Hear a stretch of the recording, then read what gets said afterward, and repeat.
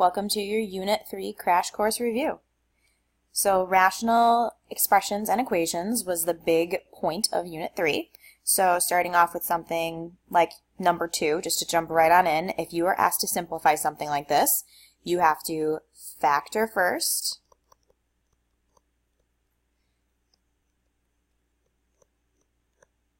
and then cancel terms. So when you're canceling terms, it's always across multiplication, not across addition or subtraction. So in the top, I see 4 terms, so this is likely a factor by grouping.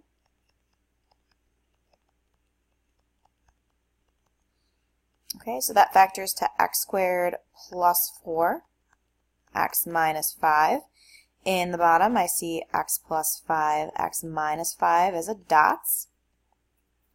Okay, my like terms that I would cancel across multiplication, meaning these terms are multiplied, is x minus 5 and x minus 5. So within parentheses, they're their own terms that can cancel. And that leaves me with x squared plus 4 over x plus 5. Now, as far as domain restrictions go, that's when you look to the denominator, which was x plus 5, x minus 5, before I canceled stuff, and you set it equal to 0. When solving for 0, I would get 2 solutions, negative 5 and 5. So what that means is the original expression, so before you canceled stuff, had a domain of all reals except x could not equal plus or minus 5, because then the denominator would go to 0 and the expression would be undefined. Multiplying and dividing expressions is basically just like one giant simplification problem where you're going to factor first when possible and then cancel like terms. And again, remember this is one numerator with one denominator. And that's anywhere in the problem. Any one numerator with one denominator, whether it be really far to the left and really far to the right, as long as they're the same with multiplication between them, you can cancel it. As far as monomials go, with 24a squared, keep in mind the implied operation between those is multiplication. And that goes for all of these monomials, so you're free to just start canceling stuff. So like I can reduce the 14 and the 35 by dividing by 7. I can cancel an a squared with an a cubed, and that would leave me with an a to the first. The 8 and the 24 would reduce to 3, and the y's will cancel. Y over y is 1. So that leaves me with 3 times 2, which is 6, over 5 times a, which is 5a. Division is multiplication by the reciprocal, so this is where we'll do keep, change, flip. So I'll change this to multiplication and flip the second fraction. You'll see me factor as I go when I do this though. 27 minus x cubed is soap.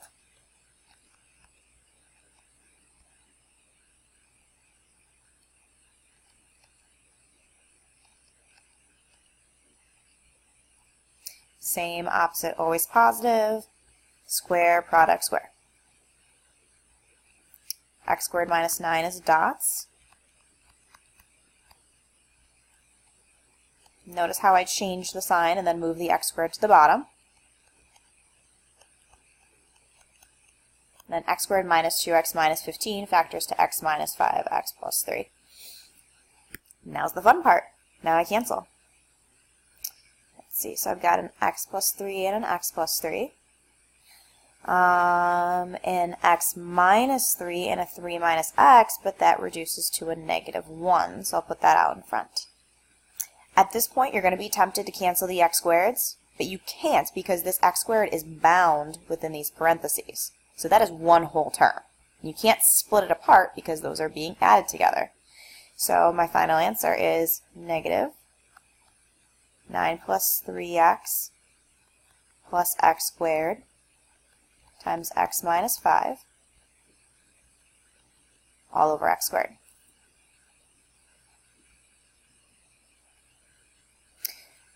So now, just like if you were adding fractions, like if I asked you to do 1/2 plus 1/3, you'd want to get a common denominator. You decide that the LCD, or lowest common denominator, between the two of those would be 6. So you'd adjust appropriately. So this would be 3 over 6 plus 2 over 6, and you would get 5/6 and so forth. It's the same exact idea with rational expressions. You want to get a common denominator.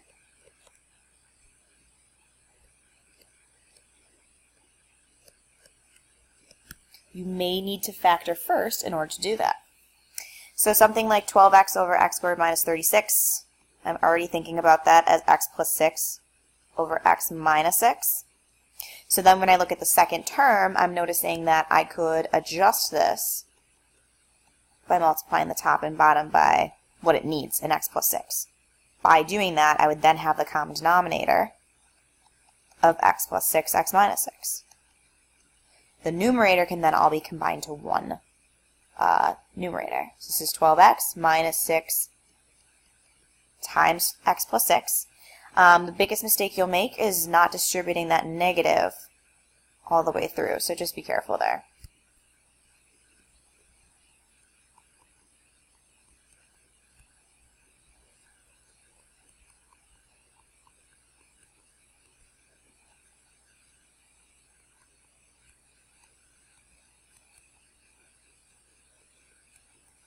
And I want you to notice that I clean stuff up here. A lot of students will start to cancel stuff, and you can't do that because this 12x minus 6 is not multiplying x plus 6. So you have to clean it up, and then I actually notice that I can factor this. That numerator, which I'll come over this way, I can pull out a GCF.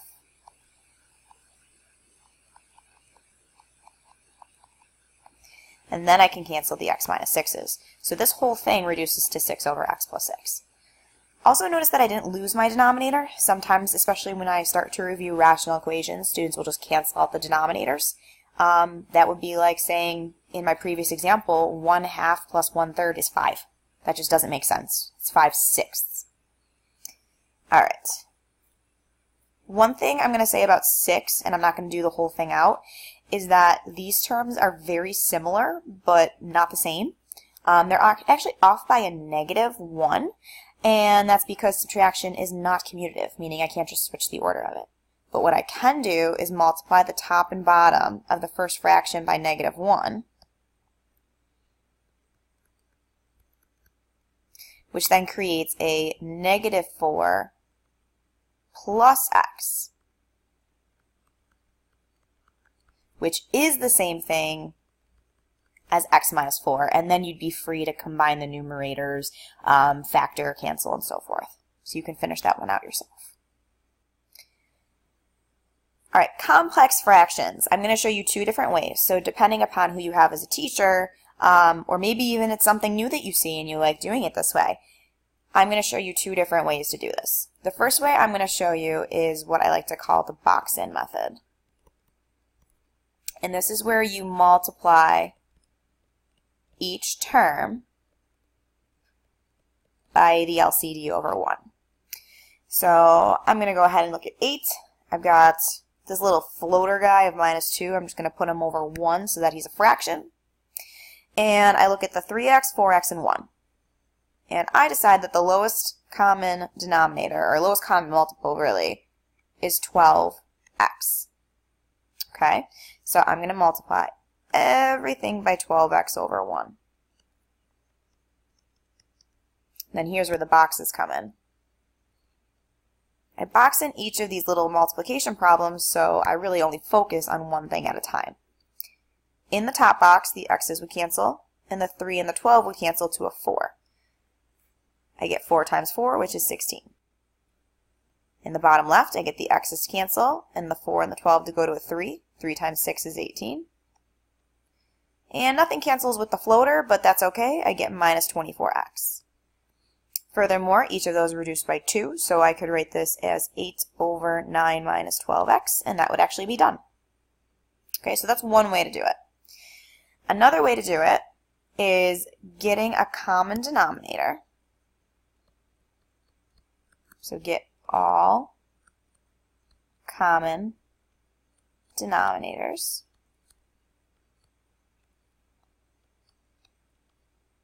Then cancel them. So let me erase this problem real quick. So it's actually really similar in that I'm still going to think of this little floater as over 1, and I'm still going to use a common denominator of 12x because that would be the easiest, but I'm going to manipulate the numerator at the same time.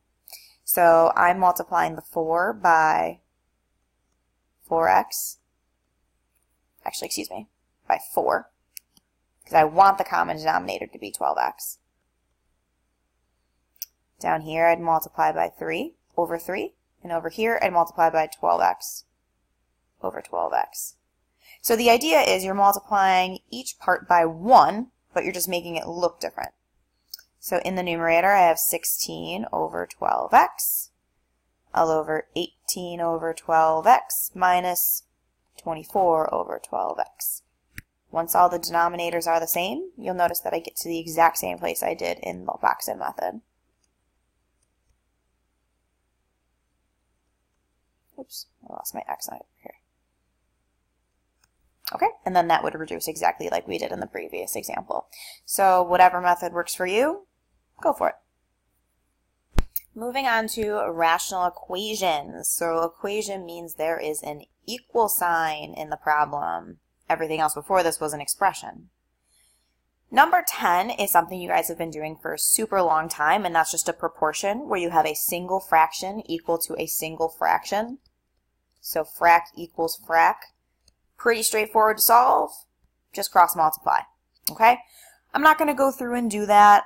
You guys have been doing that since Algebra 1. One thing to keep in mind, though, is that when you do these, you always have to go back and check to make sure that you have solutions that do not cause the denominators to go to 0. So, for example, in number 10, you don't want y to equal 0 because then the original expression would go undefined. For number 11, we're going to have to get a common denominator to solve. So when solving these equations, we're going to get a common denominator, and that would then mean to adjust the numerators. We're going to then ignore the denominator until the very end, which we would then check. So for this term over here, I can factor that to x minus 6, x minus 2, which tells me that when I decide on a common denominator, it's just one of each of these denominators. I'm going to have one x minus 6, I'm going to have one x minus 2. Okay, so this numerator would need an x minus 2, and technically I'm multiplying the denominator as well by that. This would need an x minus 6. And the 4, he already has the common denominator, so he's good to go.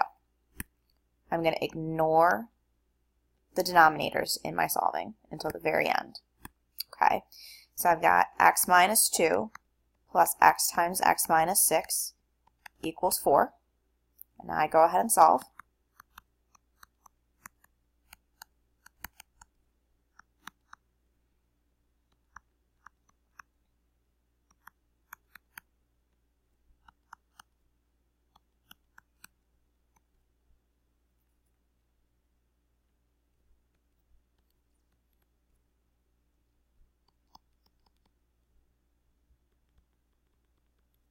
Okay, so I'm noticing two solutions, 6 and negative 1.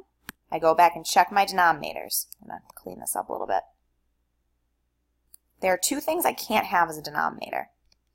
I can't have 6, and I can't have 2, otherwise those would go to 0. Same thing over here.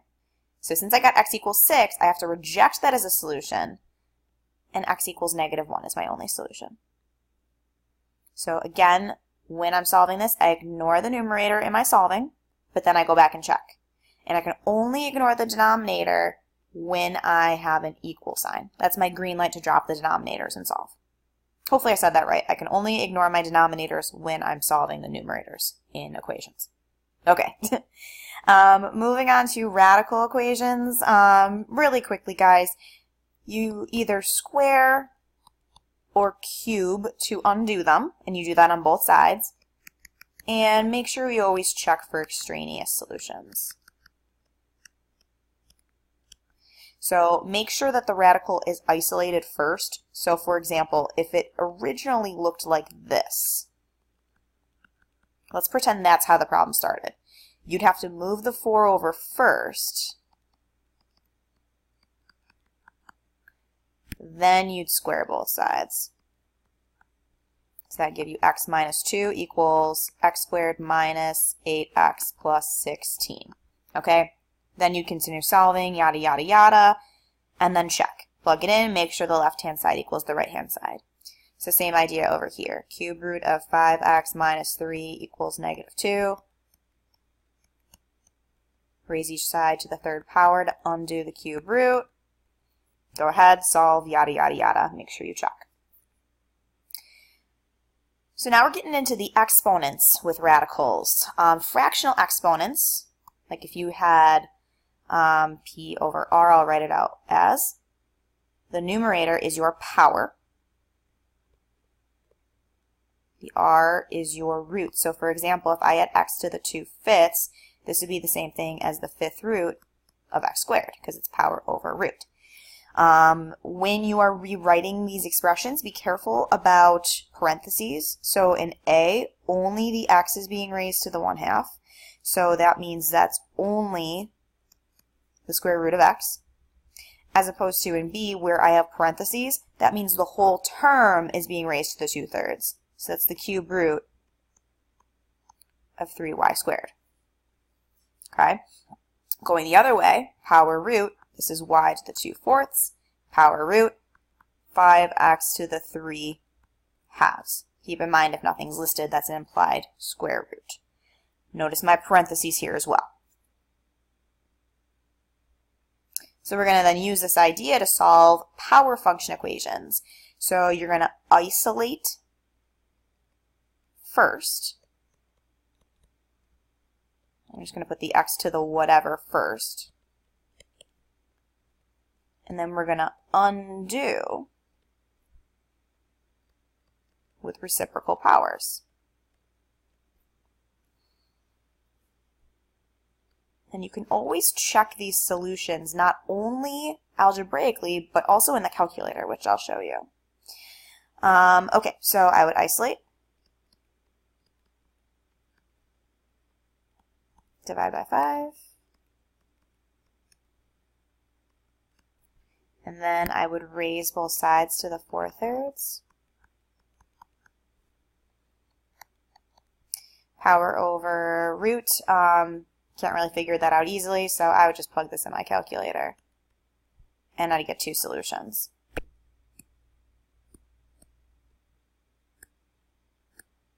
Okay, so like 8.55.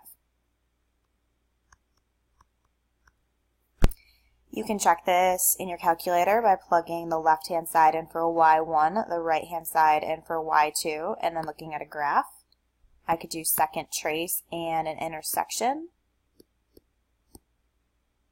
And there you see I'm getting the same answer, 8.55. So that's how you can algebraically check this solution, or graphically check it. Okay, I'm just going to talk about the setups of these problems, so working together problems. The idea is it's individual plus individual equals together. So if Jeff can paint a fence in 6 hours, that would be 1/6. If Tim helps him paint the fence, that would be them together, and they can do it in 4 hours. That's 1/4. I don't know how long it takes Tim to do it by himself, so he would be 1/x. Okay, and just like before, we'd get a common denominator. Maybe 12x would be our common denominator, and we would solve. For number 2, I quickly already set up my table for us of all the different players in this mixture problem. I've got the 10% acid, 30%, and 22% mix. I have amount, percent, and total.